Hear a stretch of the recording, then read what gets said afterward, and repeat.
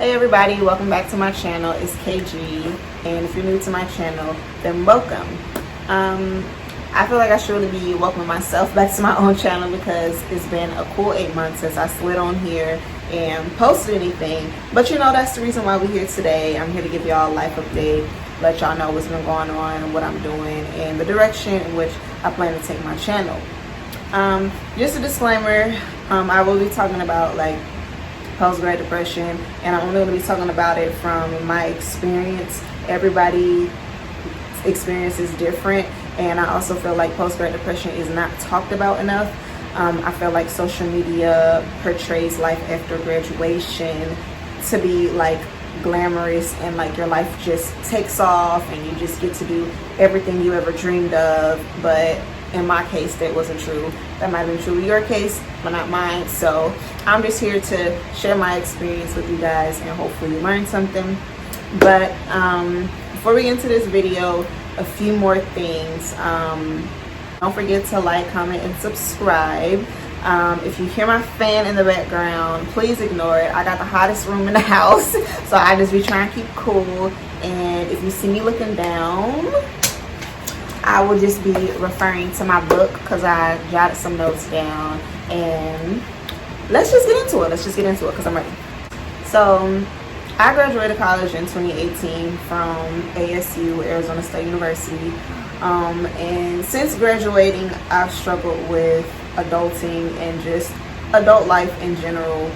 I've been a student basically my whole life, and coming from the college world to the real world is a huge adjustment that nobody really talks about. But after moving home, I expected to get a new job right away. Immediately I expected to immediately get a job and to travel and to get a new car and do most things college grads dream of doing.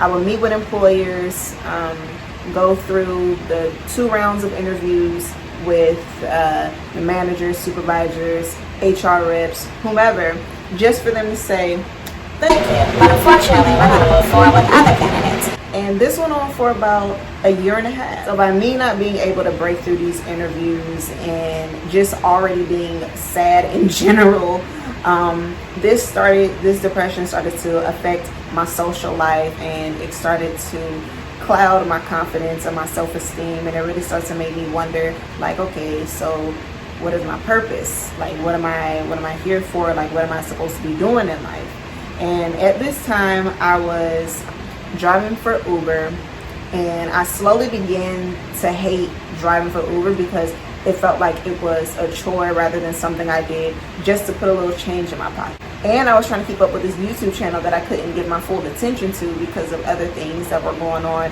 in my life, you know, other factors. I didn't feel right recording videos knowing that I couldn't be my true authentic self.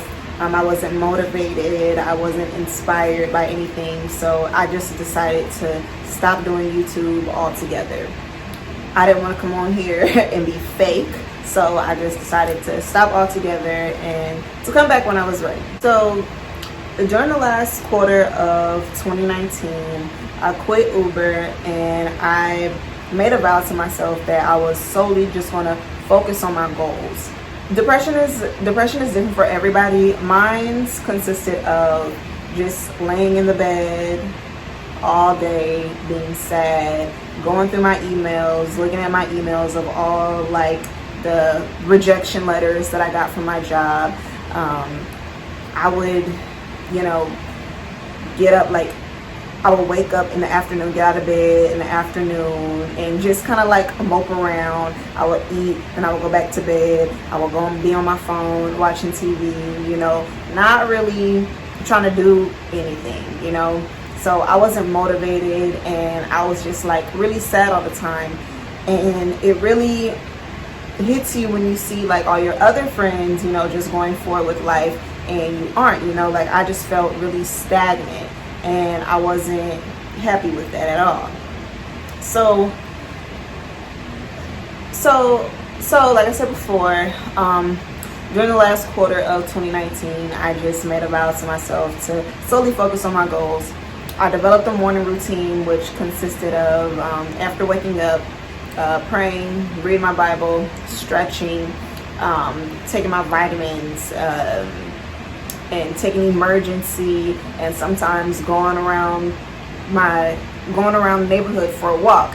And this might not seem like much, but I'm a firm believer that, like, if you want your current situation to change, it has to start with you. It has to start from within, because it's all a mental thing, you know? Like, nobody can make you change. You have to do it yourself. I basically did as if like I already had a job and I had to wake up and, you know, I had somewhere to be. I had stuff to do. So I just made that a habit, and I continued on doing that through 2020, through the beginning of the new year, through 2020. And in February, I finally got a job offer from the post office. Now, getting that job was very validating for me, because it felt like, wow, like you can actually do something, you know. And I was really happy, because it was everything that I prayed for, because I wanted a job with stability, that had good benefits, and that had good pay, somewhere that I could stay with for a long time and just grow within the company. But unfortunately, I only worked there for 3 months. I had to quit over some BS. They didn't like me, and they set me up to fire me. So I just beat them to the punch and quit before I could get terminated, and that was the end of that. But I'm very grateful for that experience, because that experience taught me a lot. And it gave me that extra boost of confidence that I needed to get myself back into the game, you know.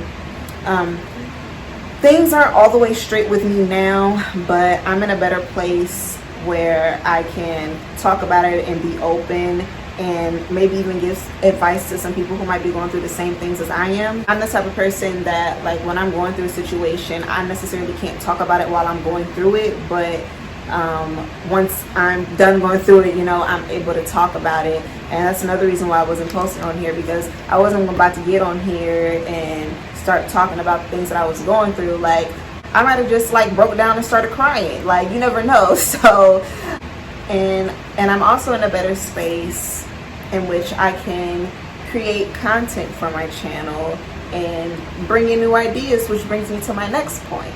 So during this time off in quarantine, I've been able to tap into my inner child and get back to doing the things that make me happy. I'm a creator, I'm a designer, and I'm a crafter, and that's just what it is. You know, since a youngin', I've always been into fashion and fashion design, and I want to bring all aspects of me to my channel. And I feel like that is me, like crafting and designing and creating, that's me, and I want to bring it to my channel. When I first started my YouTube, I was only doing vlogs and natural hair videos, in which I kind of felt like it put me in a box, and I'm not the type of person that likes to be put into a box. I don't want to limit myself, and I don't want to limit my opportunities. So I want to bring everything that I know how to do to my channel. I'm bringing more lifestyle content, fashion and styling videos. I'm going to continue doing vlogs, and I'm not really sure if I want to do the whole natural hair thing on my channel. I'm not going to completely stop doing it, but it's not going to be the main focus of my channel. Right now, I just have more ideas centered around designing and crafting, and so that's what you guys are going to be getting pretty soon.